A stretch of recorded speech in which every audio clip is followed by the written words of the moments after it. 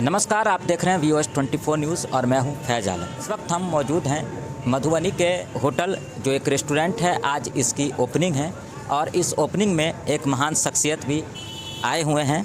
इनका परिचय मैं बता दूं तो देवेंद्र प्रसाद यादव हैं, पूर्व केंद्रीय मंत्री हैं। तो हम इनसे खास बातचीत करेंगे। सबसे पहले व्यूअर्स 24 न्यूज़ पर आपका स्वागत है। बहुत बहुत धन्यवाद। खासतौर पर मधुबनी ज़िला से आप बिलोंग करते हैं। मधुबनी ज़िला में आए दिन जो हत्याएं हैं, लूटपाट है, डकैती है, ये सारी चीज़ें जो हैं आपराधिक घटनाएं बढ़ती जा रही हैं। इसको लेकर आप क्या कहना है? अपराध का ग्राफ तो लगातार कमोबेश बिहार में ही बढ़ रहा है।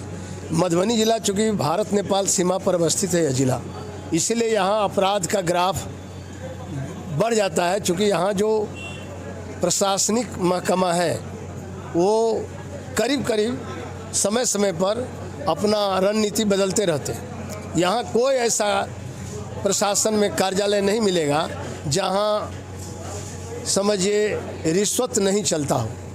रिश्वत तो अनिवार्य हो गया है। तो जब वर्क कल्चर कोलैप्स हो जाएगा, कोई कार्य योजना नहीं होगा अपराध को रोकने का, रोकथाम करने का, तो अपराध बढ़ेगा।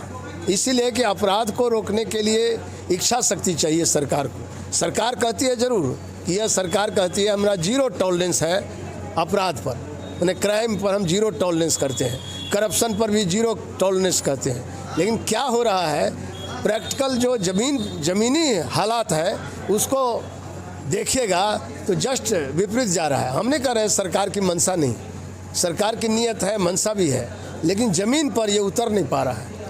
बिहार में और ख़ास तौर पर देखा जाए पूरे भारत में ही महंगाई एक चरम सीमा पर पहुंच रही है।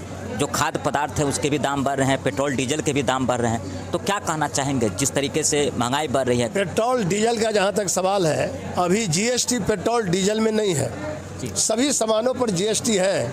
पेट्रोल और ये जो डीजल है इसको सरकार ने कामधेनु बना के रखा है, क्योंकि इससे मुनाफा सरकार को होती है। एक साल में अभी जो हमने पिछले दिन इकोनॉमिस्ट से बात किया था, 11 लाख करोड़ रुपया सालाना मुनाफा हो रही है केंद्र सरकार को। जनता को इसलिए पता नहीं चलता है कि जो 5 लीटर तेल लेते हैं या 2 लीटर लेते हैं मोटरसाइकिल में, या मान लीजिए 10-15 लीटर लेते हैं, वो अपना काम चलाओ ले लेते हैं, लेकिन उसके जेबी से कितना पैसा कट गया। सही माने में 30 रुपया 35 रुपया से ज़्यादा लीटर पेट्रोल का नहीं है, और 29 रुपया समथिंग कुछ हो जाएगा डीजल का दाम। तो 35-40 रुपये का पेट्रोल मिलता है 100 रुपया के पार। अभी कुछ घटाया भी है, लेकिन तब भी 100 रुपया लगभग अप्रोच चला गया। तो एक आदमी के जेबी से 1 लीटर में 60 रुपये का डकैती हो रहा है। ये डकैती कोई जनता नहीं कर रही है, ये डकैती व्यवस्था कर रही है। विदेश में जो कच्चा तेल है, पर बैरल तेल का दाम घट गया है, लेकिन हिंदुस्तान में जो पेट्रोल डीजल है उसका दाम नहीं घटा। नेपाल में घट गया। आप नेपाल का पता लगाइए पेट्रोल का क्या दाम है। यहाँ वहाँ से लोग पेट्रोल लाने के लिए, जो बॉर्डर पर लोग हैं, नेपाल से पेट्रोल डीजल ले लेते हैं, नज़दीक होता है तो, लेकिन दूर दूर में तो ये होगा नहीं। तो एक जेबी से मैं कह रहा था कि 60 रुपये की डकैती हो रही है सरकार के व्यवस्था के कारण।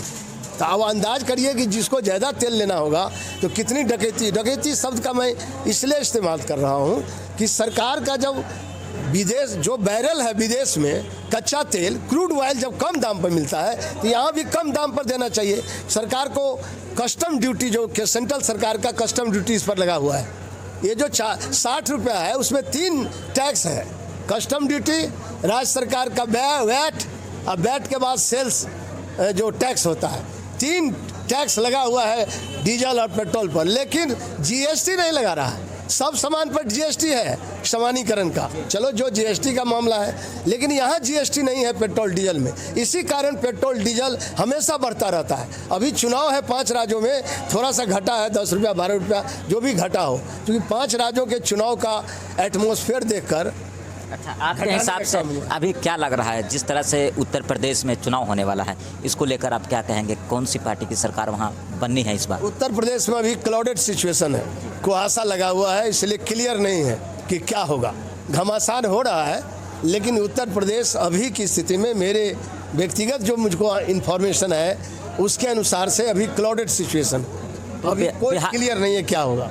तो बिहार में समाजवादी जनता दल डेमोक्रेटिक क्या कर रही है आपकी पार्टी? देखिए, हमारी पार्टी का जहाँ तक सवाल है, समाजवादी जनता दल का, हम लोग ये मांग करते हैं कि जो मुख्यमंत्री जी ने अभी कल कहा है विशेष राज्य का दर्जा, मैं समझता हूँ बिहार हर तरह से उपयुक्त है, इसमें मैं सहमत हूँ। विशेष राज्य के दर्जा के मामले में बिहार को बिना विशेष राज्य के दर्जा से बिहार का पिछड़ापन दूर नहीं हो सकता है। बिहार की आवश्यकता के अनुसार, बिहार की आबादी के अनुसार, बिहार की गरीबी के अनुसार जब तक बजट नहीं मिलेगा केंद्र से, तब तक बिहार के पास कोई आंतरिक संसाधन नहीं है। बिहार विकसित राज्यों में नहीं आएगा। अब बिहार विकसित नहीं होगा तो देश विकसित नहीं हो सकता है। नीतीश जी तो आप विशेष राज्य के दर्जा की बात तक नहीं करते हैं। नहीं, अभी करते हैं, करने लगे हैं। जब उन पर आपत्ति आता है तो विशेष राज्य दर्जा का सवाल उठा करके पूरे लोगों को चौंका देते हैं कि नहीं, अभी हम बिहार के लिए।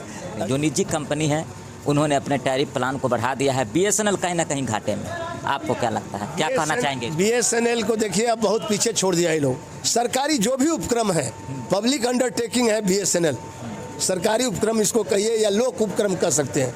तो ये जो सरकारी उपक्रम है ये सभी घाटे में जा रहे हैं। जितने नवरत्न नवरत्न है यहाँ भारत में, चूँकि जो सरकार जिसमें शेयर है वही घाटे में है। अब तो प्राइवेट के तरफ मुनाफा सब जगह जा रहा है।